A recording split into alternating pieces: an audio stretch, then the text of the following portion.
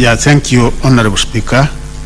Sorry, there was a question one to do with classroom and laboratories, and members, I also want to assure you on this that actually classrooms, we don't have so much of a problem because we domicile junior secondary schools in the existing primary schools, and where we have a problem which we are trying to work on is on the laboratories, because the curriculum for junior secondary schools requires that we have laboratories in junior secondary schools, and on this I think we have had a discussion and a negotiation with the World Bank at a very advanced level. The amounts we are likely to get in a month or two will be able to do almost 40% of the total requirement countrywide as far as laboratories are concerned.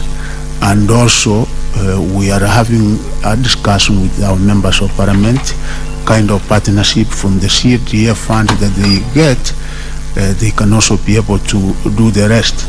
Progressively, as we move forward, we are taking stock of the requirements, what we require years to come in form of classrooms, including in senior secondary, so that we are able to plan and do some of these things in advance.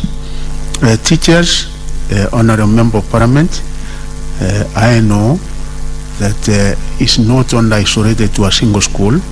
Members, you will be able to agree with me, Honourable Speaker. It's a problem that we have affecting a number of our schools, but ever since we came into power, this administration, members, you know that we have employed 35,000 teachers, and this coming financial year we are also likely to employ an equal number. This will alleviate and mitigate on the kind of shortage, teacher shortage we have, not only in that school but countrywide. Again, ever since this administration came into being, we had a very serious problem concerning registration of schools. You find a primary school has gone to grade 4, a secondary school has gone up to Form 3, and yet it is not registered. We have since given new guidelines where I think we are speeding up the registration of schools. And Honourable Member, HAK, if it is a registered school, of course, as you have requested, we can be able to work on it.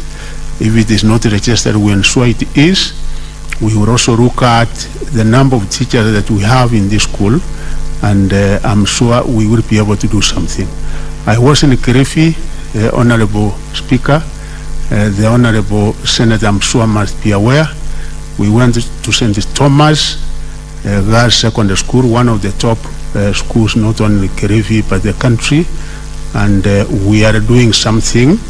I also did go to a number of schools, and indeed one of the schools, I thank the Honourable member of this House, Senator Mandago. I think he's not from Kirifi, but he brought to my notice a school in Kirifi which is very, very needy, and that particular school is in the program of funding from the infrastructure funds this financial year, money which is getting in that account before Friday of this week, because we have been provided with funds from the National Treasury.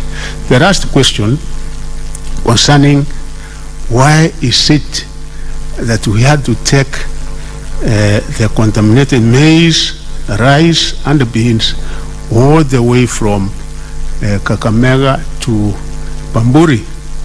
Initially, I was also asking the same question as Senator is asking, and I found from our experts in NEMA and public health that the only area that we have a facility for disposal, that this particular maize and the beans and the rice would have been disposed and dispensed with, was Bamburi. The whole of Western region, Nairobi, we do not have that kind of facility to have it disposed of. but Bamburi has a very, very good facility for disposal. You know, initially I was also thinking it is something easy. What we are also advising the schools out of the experience we had in Mukomo is that they don't have to buy maize, beans, and the rice to rust the entire team, because the quantities that they had, you can be able to see, is such that very big quantities that would have rusted the entire term. And also the kind of preservative being used is one other thing that brought a lot of problems. We are also now checking on that, out of that experience, escalating it to all our schools nationally, so that our county directors, the public health people, and the experts are able to check on this. And from our meetings and the guidance we have even given our county directors of education, we are really following up this. So, Honorable Speaker, sir, it was out of the recommendation of the experts, and we were informed that the only facility where we can be able to have it destroyed, say that, you know, we don't have the kind of situation we are hearing, that there was something somewhere and then it got out in the market. We don't want this thing to be somewhere and then after a few days you find brought the maize, the rice, the beans has gotten back in the market. We wanted us to have it disposed as soon as possible and expeditiously so. Thank you, Honorable Speaker. Senator Chute.